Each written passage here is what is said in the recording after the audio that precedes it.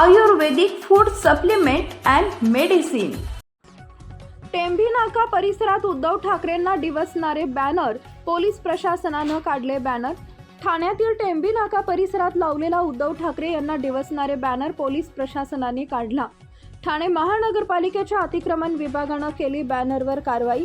Banner लावताना police परवानगी घेतली नसल्याचं दिलं कारण। शिवसैनिकांनी केला महापालिकेच्या कारवाईला विरोध। पुढची जे आहे, जे सत्य आहे ते सत्यच आम्ही केलं होतं।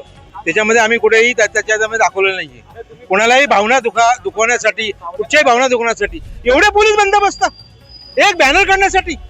मग असे कितीतरी ठाणे महापालिकेमध्ये आंध्रमध्ये विदाउट परमिशन बॅनर लागले जातात, कितीतरी लागले जातात। तेव्हा तुम्ही तुमच्या पोलीस प्रशासन झोपलेलं असतं का? परंतु नाही, बॅनर कोणीतरी सांगताय बॅनर काढा, बॅनर काढा, बॅनर काढा। आले पोलीस धावत आणि काढायला लावला बॅनर। कायदा सुव्यवस्था बघता कुठे पोलिसांनी हा बॅनर काढण्यात आला। कुठचा कायदा सुव्यवस्था? कोणी विरोध केला? कोण आला का विरोध करायला इथे टेंभी नाक्यावरती की बॅनर आमचा चुकीचा आहे म्हणून सांगायला? घर बसल्या फोन करत असतील, घर बसल्या म्हणून फोन करत असतील। यायचं होतं हिंमत होती तर इथे टेंभी नाक्यावरती। का वाटतं शिवसेनेचा हा बालेकिल्ला आहे, टेंभी नाका आहे आणि या ठिकाणी अशा प्रकारची जर बॅनरबाजी होती? अहो, पण आम्ही कोणाच्याही भावना दुखवलेल्या नाहीये। जे आहे ते सत्य आहे, जे सत्य लिहिण्यासाठीच केले ना। त्यावेळेला यांना आठवला नाही भाऊ आपला, आताच बरोबर आठवला भाऊ। का वाटतं मराठी माणसासाठी दोघं एकजूट झालेले पुढे? मग आम्ही कोण आहेत? अमराठी आहोत? शिंदे साहेब का अमराठी आहेत? फडणवीस साहेब का अमराठी आहेत? कोण आहे? सगळेच मराठी आहेत ना। हिंदी सक्तीचा कायदा जो होता, तुमच्याकडे 25 वर्ष सत्ता असून मराठी माणूस मुंबईच्या बाहेर फेकला गेला, तेव्हा तुम्ही झोपले होते का? तेव्हा तुम्ही झोपले होते? ठाण्यामध्ये मोठ्या प्रमाणात औद्योगिक बांधकामांचं कामं सुरू आहे, तरी देखील एवढ्या बॅनरसाठी महानगरपालिकेचा अट्टहास का केला? ते आता तुम्ही पत्रकारांना मी वारंवार तेच सांगतो की एका बॅनरसाठी आज जवळजवळ एवढी पोलीस यंत्रणा इकडे आलेली आहे। 100 पोलीस इथे आलेले आहेत, अनेक महापालिकेचे कर्मचारी आलेले आहेत, अधिकारी आलेले आहेत। अनधिकृत बांधकाम तिकडे जोरात चालू आहेत आणि हे काढण्यासाठी येतात आणि अनेक बॅनर लागले जातात तिथे अख्ख्या ठाणे महापालिकेच्या क्षेत्रामध्ये। तेव्हा हे झोपलेले असतात। प्रशासनावर कुठेतरी बदलण्याच्या सत्ता तुमच्या? पोलीस प्रशासनावरती दबाव आणण्यापेक्षा पोलीस प्रशासन दबावाखालीच काम करते आणि म्हणून त्यांनी बॅनर काढण्यासाठी हे सर्व थोतांड रचलेलं आहे। कोणतरी घरात बसून फोन करतायत, आम्ही असं करू, आम्ही तसं करू। यायचं होतं हिंमत होती तर ते यायला करायला। आता जो बॅनर काढला याच्या अगोदर तुम्ही बघितलं की या गेल्या काही दिवसांपूर्वी एक मेळावा झाला, जल्लोष मेळावा त्याचं नाव देण्यात आलं। त्या मेळाव्यामध्ये दोन भाऊ एकत्र आले असं दाखवलं गेलं की माननीय राजसाहेब ठाकरे असतील किंवा उद्धव ठाकरे असतील ते एकत्र आले असतील, एक कुटुंब म्हणून एकत्र आले असतील, तर आम्हाला खरंच त्या गोष्टीचा आनंद आहे। पण जेव्हा ती भाषणं सुरू झाली तेव्हा आम्ही सामान्य नागरिक आहोत बघा, आम्ही आमच्या घरामध्ये टीव्हीवर जेव्हा ते बघितलं तेव्हा प्रथम जे भाषण झालं माननीय राजसाहेबांचं, त्या भाषणामधनं राजसाहेबांची मराठी भाषेबद्दलची पोटतिडकी, मराठी भाषेबद्दलचा आदर आणि मराठी भाषेवर जो अन्याय असं ते म्हणतात की जो होतोय त्याच्याबद्दलची भावना ही आम्हाला दिसून आली आणि त्यामुळे तो गोष्ट आम्हाला एखाद्या वेळेस आम्ही एक्सेप्टही करू।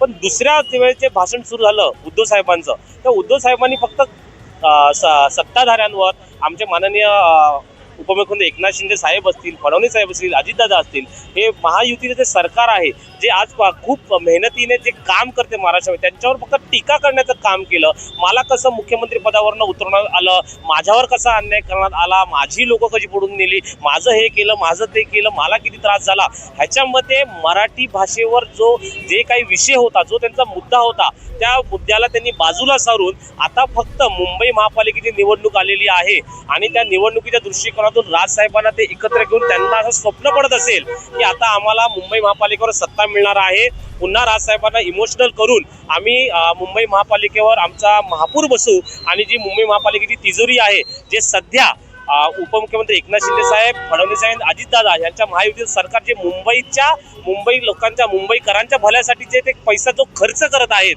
त्या पुन्हा तिजोरीला आम्ही टाळा लावू आणि त्याची वाट आम्ही पुन्हा आमच्या घराकडे वळूया असं त्यांना स्वप्न पडत आहे। ती भावना आम्हाला नागरिकांना घरात बसलेल्या टीव्हीवर बघून आम्हाला दिसण्यात आली।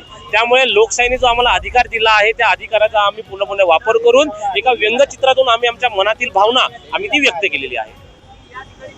धर्मवीर आनंदीगे साहेबांचा टेंभी नाका आहे, इथं नेहमी नागरिकांचा आवाजच चाललेला आहे, साहेबांच्या दरबारातही आणि ठाण्यातही आणि महाराष्ट्रातही। त्यामुळे टेंभी नाक्यावरनं आम्ही सामान्य नागरिकांची भावना व्यक्त केली तुम्हाला आम्ही मगाशी पण वारंवार सांगितलं, आम्हाला जे टीव्हीवर दिसलं उद्धव ठाकरे साहेबांच्या मनातील भावना ती आम्ही व्यंगचित्राने दाखवली हो. मराठी माणूस एकजूट व्हावा अशी मग मराठी माणूस एकजूट व्हावा अशी नाही.